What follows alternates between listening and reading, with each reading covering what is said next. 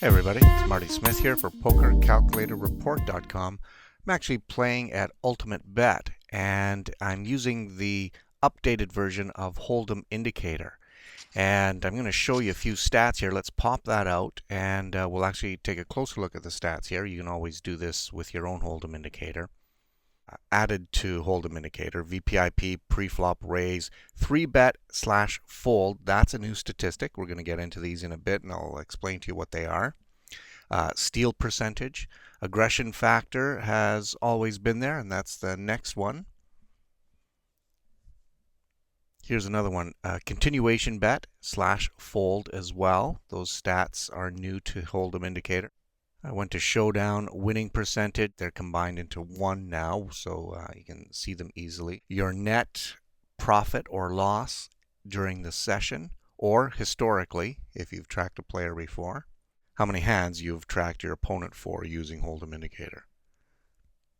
Alright, so let's have a closer look at those new statistics on Hold'em indicator. The 3-bet percentage represents the percent of times a player raises pre-flop when facing a raise. This also includes subsequent bets, which could be fourth or fifth, even more. The fold part of that statistic, which is divided by the slash, is the percent of times a player folds when facing a 3-bet. So in this case here, we have a small blind, a big blind, and then a raise, and then a re-raise. That re-raise pre-flop is considered a 3-bet. If someone else came over the top of this player and added another bet, well, that would also be added to a 3-bet percentage.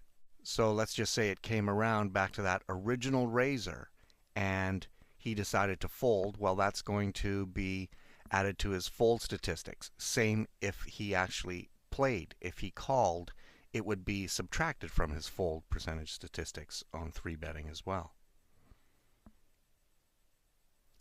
Now, because the blinds are not in this pot voluntarily, their statistics when folding to a 3-bet, they're not counted to a 3-bet folding percentage.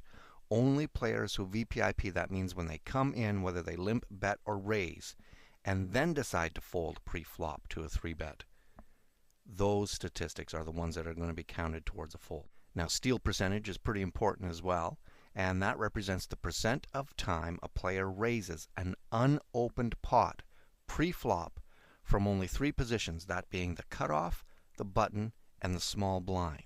Here's a typical example where a table has folded all the way around to the cutoff and he has raised basically in order to steal the blinds. We don't know if he's stealing, but this is going to be a statistic added to his steal percentage.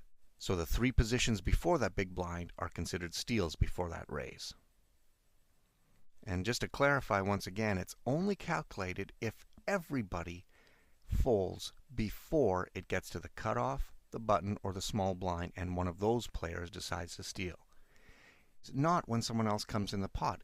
In this situation, there was a middle position raise and then a re-raise from the cutoff. Well, that's not a steal.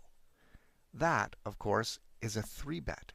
If you refer back to the original example, this is exactly the description of a 3-bet, so don't get those ones confused.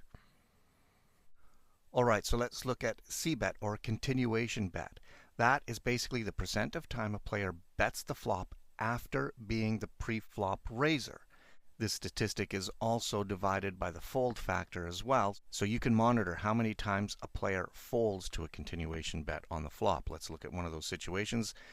Quite typical here, middle position raised to 175, everyone fold before, everyone's folding after, except when it comes to the small blind who decides to call. The big blind then decides to fold. Now, of course, this C-bet must include this type of pre-flop raise and a post-flop check to that same player, meaning that small blind is going to have to check in order for this to be a C-bet. And as you can see here, the player decides to check, middle position, or the pre-flop raiser decides to raise again, and that is considered a C-bet. In this case, it's making the pot 675, and then we can just say in this example that the small blind decided to fold.